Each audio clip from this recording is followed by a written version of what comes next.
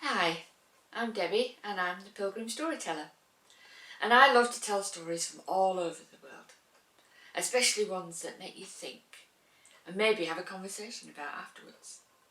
And today I'm going to tell you the story of the cracked pot. Sulin worked in the palace kitchens.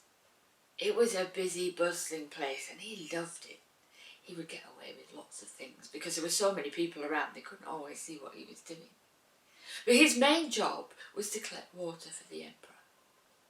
The emperor loved fresh spring water from up the mountain to drink. The water for washing and cooking came from the ponds outside. And every day it was Sulin's job to get the pole across his shoulders, to carry a pot on his left and carry a pot on his right, and take them along the dusty, pebbly road up the craggy mountainside to where the water appeared. And there he would fill his pots, and he would carry one on his left and one on his right. And he would come down the mountain and along the dusty, pebbly road and back to the palace. And that was fun. Apart from the fact that one of his pots had a crack in it. And every day he would take the pots up the mountain and he would fill the left pot that was perfect and he would fill the right pot with his crack. And then by the time he got back to the palace, instead of having 2 full pots, he had 1 and a half. This went on for a long, long time. And eventually the crack pot started to worry about it. The perfect pot didn't help either. Look at you, you're cracked, I don't know why he bothers with you.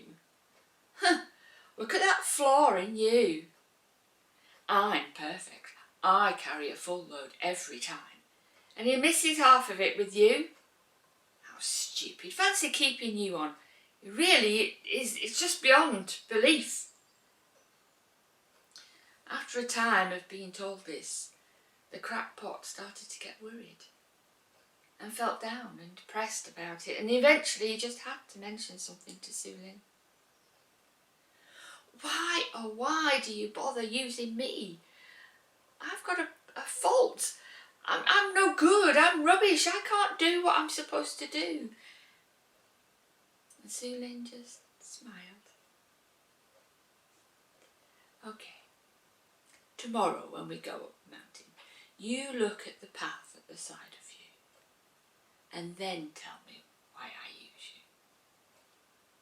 So the next morning Sulin went and he put the perfect pot on his left and he put the cracked pot on his right and he set off through the palace.